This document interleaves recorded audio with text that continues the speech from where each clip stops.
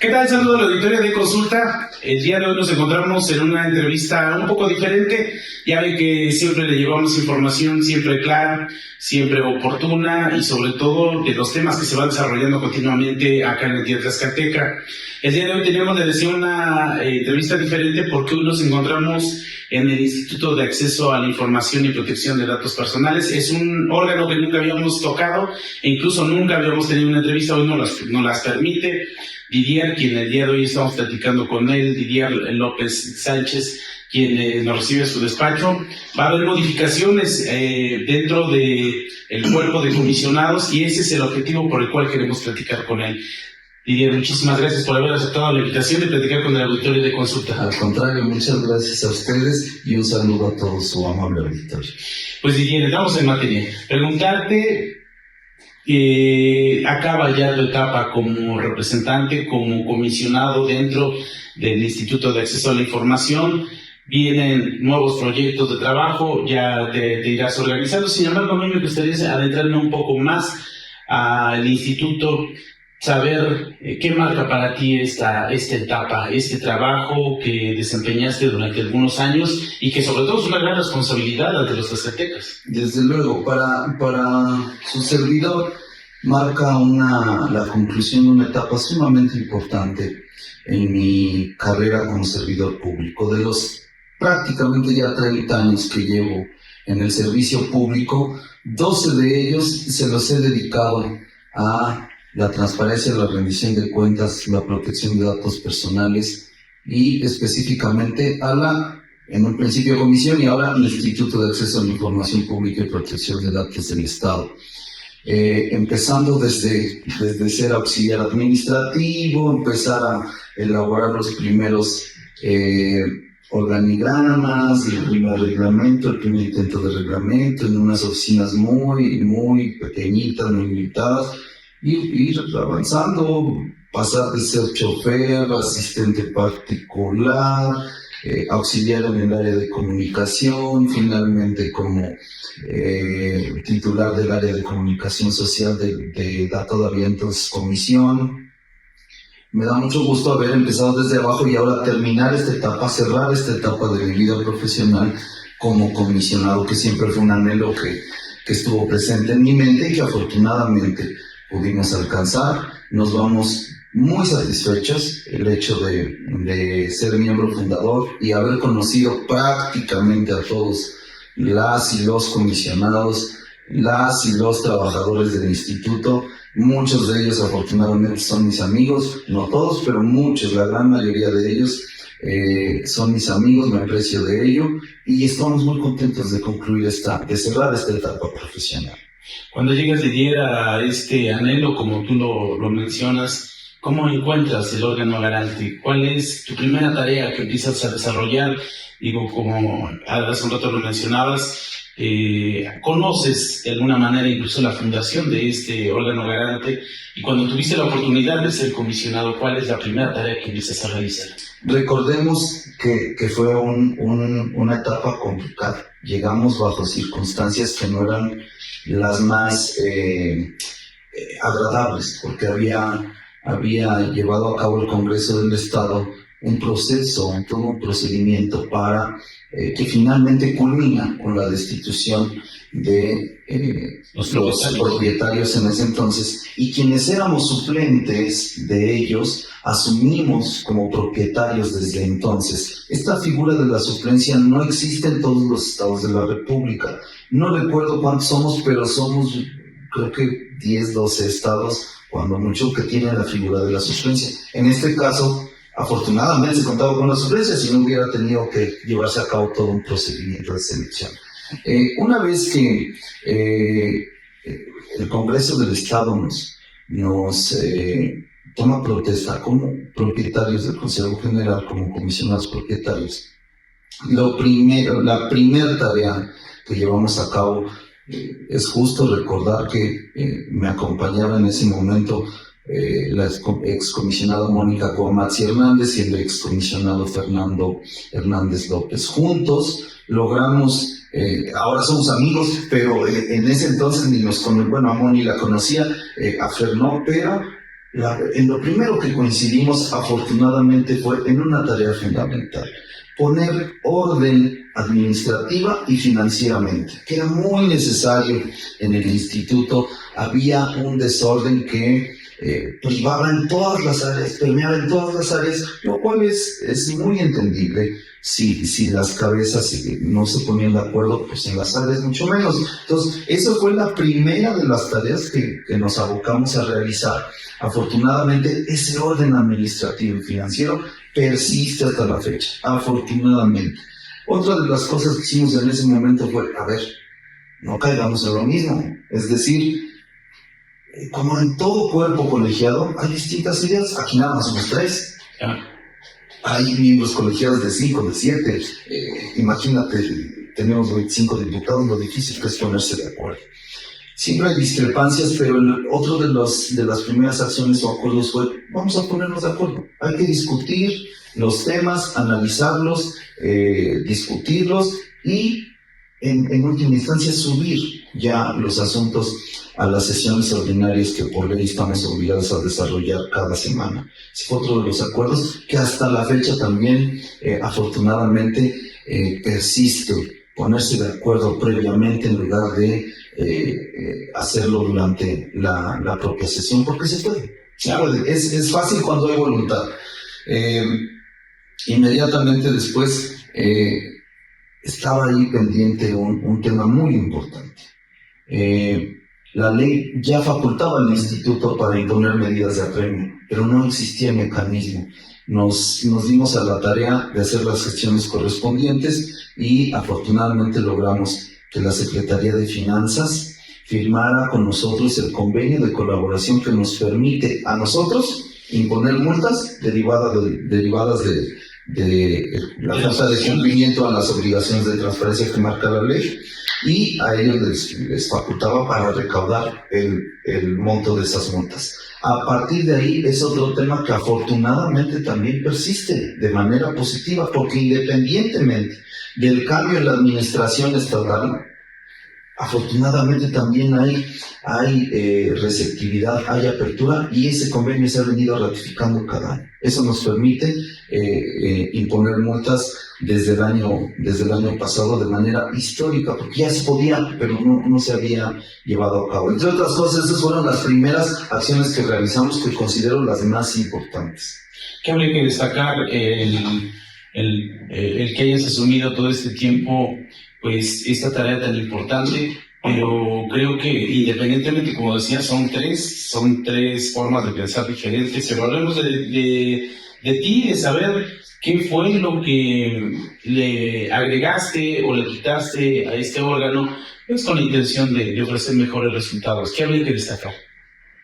Destaco varias cosas. Una de ellas, creo que es muy importante, y me permitió este andar desde los inicios, desde la gestación del instituto. Me permitió analizar qué se hacía, qué se dejaba de hacer, y no nada más se trata de criticar o señalar, sino más bien, si notas que algo está mal y tienes oportunidad de corregirlo, adelante.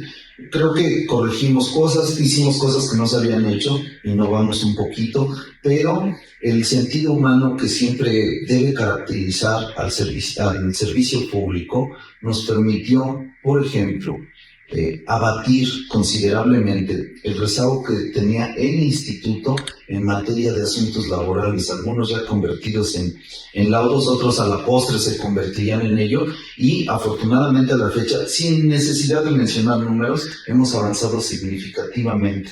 Pero ¿cómo lo hicimos?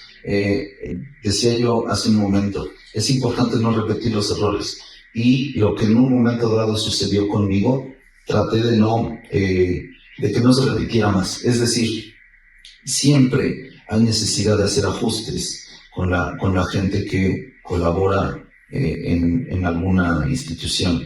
Fue necesario en ese entonces hacer ajustes, y lo que hicimos fue primeramente darle las gracias a esa persona, a esas personas, y en segunda, hacer un ofrecimiento en ese momento. Antes de irse, antes de mandar todo al centro de conciliación o al tribunal de conciliación, primero era dar las gracias por el tiempo que habían colaborado y agradecerles, hacerles un ofrecimiento económico a fin de no repetir los errores históricos de nos vemos ahí en la junta, punto de manda, y ahí vemos quién gana, ¿no? Es correcto. Ese rezago estaba batido, había asuntos desde el 2011 en materia laboral, derivados de una vez que termina su periodo el primer Consejo General, desde ahí empezaron a surgir estos conflictos, ya no hay de ese entonces. Se han abatido los más atrasados, sigue habiendo porque hay gente en la que simplemente hay que respetar que no está de acuerdo con ese ofrecimiento y está en toda su libertad de proceder por la vía que corresponde. Pero eso, insisto, el sentido humano, el sentido del bien común nos permitió hacer ese tipo de cosas y fomentar, preservar hacer comunidad en el instituto, hacer que quienes entraron se sintieran parte del instituto, se asumieran como parte importante del instituto y, como se dice coloquialmente, que se pusieran la camiseta. Lo logramos, dejamos un buen ambiente de trabajo, hay gente muy colaborativa. A la fecha todavía hay 3 personas, 2 mujeres y un hombre, que llevan 13 años ya de trayectoria aquí en el instituto. Eso te habla de que cuando una persona se dedica a su trabajo, cuando una persona se vuelve profesional en su trabajo, a reserva de que nadie es indispensable, pero a veces la gente es necesaria y esas 3 personas son muestra de ello. Después de tu servidor y quien me asiste, son los que más antigüedad tienen, aunque no hayan sido precisamente miembros fundadores, pero ya tienen toda una trayectoria aquí en el instituto y me parece rescatable que sigan conservándose ellos. ¿Y qué dejas pendiente? Sabemos que el 2 de enero se hace el relevo, ya llega una nueva persona, a excepción de la impugnación que se inició. Sin embargo, el Congreso del Estado, el Poder Legislativo, ya hizo su trabajo, ya tiene la nominación de quién es, incluso ya fue la toma de protesta. El 2 de enero se hace el cambio. Pero antes de preguntarte qué viene el 2 de enero, primero preguntarte qué eran cosas pendientes que te gustaría, a lo mejor, si tuvieras más tiempo, continuar con eso, que se las encomendarías al próximo que viene. ¿Qué cosas pendientes quedan acá dentro del órgano?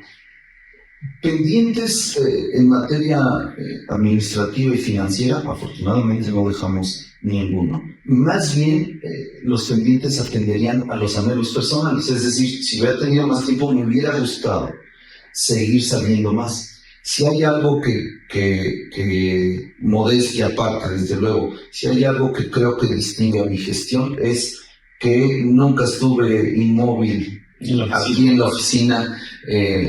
Por eso con mi equipo estoy muy agradecido, porque si ellos hacían bien su chamba, a mí me permitían dar realizando una de las funciones fundamentales que nos encarga la propia ley, que es difundir, divulgar, socializar. Tan solo en el año 2022 y 2023, de manera personal, independientemente del trabajo que realice el área de capacitación del instituto, tu servidor junto con 1 o 2 personas de mi equipo, logramos llegar a más de 1,500 personas, entre niños que cursan la educación básica, jóvenes, señoritas que ya están cursando su educación media y desde luego jóvenes, chicas que ya cursan la educación superior. Llegamos a más de 1,500 personas, también incluyendo a algunas asociaciones que pertenecen propiamente a la sociedad civil. Es decir, no nos detuvimos, no estuvimos, perdón, estuvimos en la oficina lo estrictamente necesario. El resto del tiempo, el resto del tiempo lo dedicamos a andar fuera de la oficina, tratando de que más personas, resalto el concepto, personas, no necesariamente ciudadanos, más personas conocieran la existencia no solo del instituto o de Didier o de Maribel o de Ángel, que conocieran la existencia de dos derechos humanos fundamentales que tutelamos aquí en el instituto. Creo que eso caracteriza mi gestión. Evidentemente tuve más tiempo para hacerlo, digamos de manera global. Sin embargo, y quiero resaltar esto, no solamente al instituto, no solamente a Didier, a todos en general. La pandemia, la contingencia sanitaria nos restringió mucho y además cambió nuestra forma de actuar, de comportarnos, de cuidarnos, etcétera, y eso evidentemente limitó. De lo contrario, si te hablo que en 2 años llegué a 1,500 personas, tal vez hubiera podido duplicar el número sin ningún problema si no hubiéramos tenido esas restricciones para salir como las hubo durante la pandemia. Me hubiera gustado que no existiera la pandemia, por ejemplo, para no haber limitado esa parte. Desde luego que las tecnologías de la información me permitieron ya en un momento oportuno hacer las labores propias, pero no es lo mismo que andar recorriendo el Estado, atendiendo a los sujetos obligados, asesorando, capacitando, divulgando y socializando. Creo que si algo quedó pendiente fue falta de tiempo para poder extender esa labor. Yo creo que eso es la parte importante, como dices, creo que la mayoría de los servidores públicos se vieron truncados con la llegada de la pandemia. Sin embargo, pues yo creo que como dicen, ojalá nunca regrese, que continúe la labor, la movilidad siempre acá en la entidad. Viene ya el 2 de enero, ¿qué tienes? ¿Ya tienes preparado? Incluso fuera de la entrevista me decías que tienes incluso ya ordenado, en dado caso, la entrega-recepción, siempre, sobre todo cumpliendo con esa parte, la obligación también de hacer entrega de lo que en algún momento recibiste. Desde luego, eso no tiene, no se puede postergar de ninguna manera, independientemente de los recursos legales interpuestos derivados del procedimiento de selección de quien me sustituirá. Eso no obsta para que yo el 2 de enero entregue lo indispensable que tengo bajo mi custodia, y tampoco evita que en días posteriores al 2 de enero yo tenga que regresar en cuanto el órgano de fiscalización esté presente para formalizar toda la entrega-recepción. Espero que para ese entonces ya no haya ningún inconveniente en cuanto a la persona que me va a suceder y hacer las cosas como marca la ley. En lo demás, pues seguiré en mi labor académica. Afortunadamente he podido incursionar en la academia, en la docencia, y desde ahí seguiré impulsando, como lo he hecho hasta la fecha, impulsando estos temas, porque siempre resalto que la transparencia, la rendición de cuentas, el derecho de acceso a la información y la protección de datos son elementos fundamentales en una democracia. Esos elementos yo los he adoptado además, los he adoptado en mi vida personal y en mi vida institucional, es decir, son ejes rectores de mi desempeño como servidor público. Entonces, si hay alguna oportunidad en el servicio público, es lo que me apasiona, repito, llevo 30 años en esto, si hay alguna oportunidad, pues que bueno, bienvenida. De lo contrario, seguiremos desde la academia impulsando estos temas. Antes de concluir esta entrevista, me gustaría que a lo mejor pudieras pues dar un mensaje sobre todo de agradecimiento, porque el estar en el instituto creo que también formó parte de ser la voz de los tlaxcaltecas, de estar desde esta trinchera y poder garantizar lo que como ciudadanos a todos nos corresponde. En esta ocasión, pues los tlaxcaltecas, el mismo Congreso del Estado, te dio la oportunidad de estar al frente como comisionado. Se termina esta etapa, pero creo que hay algo bueno que comentar. Sin duda, yo estoy sumamente agradecido por la confianza que en su momento se depositó en mi persona, pero soy categórico cuando digo que esa confianza no ha sido traicionada. Al contrario, creo que hemos correspondido a esa confianza. Le hemos correspondido al pueblo de Tlaxcala, a la transparencia, a la rendición de cuentas en Tlaxcala, y nos vamos satisfechos del trabajo realizado, muy contentos de haber concluido este periodo, una etapa más en mi vida profesional. Sin duda ha sido un reto importante, pero que considero que hemos logrado salir avantes, y como dije en la última sesión del Consejo General en la que estuve presente, en términos taurinos salgo por la puerta grande, sin defraudar la confianza de nadie, con la frente en alto, sin ningún pendiente, cuentas públicas aprobadas, sin ninguna observación que solventar todavía. Nos vamos muy tranquilos, y agradezco a la sociedad tlaxcalteca el que haya confiado en su servidor. Creo que no he defraudado. Me llevo muchos amigos, porque a lo largo de mi vida, si a algo me he dedicado, aparte de ser servidor público, es a procurar hacer amigos. Uno que otro enemigo nunca debe faltar, sin duda lo sabrá, pero mayormente nos hemos dedicado a hacer amigos, a cultivar buenas relaciones de solidaridad, de respeto y muy probablemente de colaboración en un futuro. Muchas gracias. Y muchas gracias por haber aceptado también la invitación de platicar con el auditorio de consulta.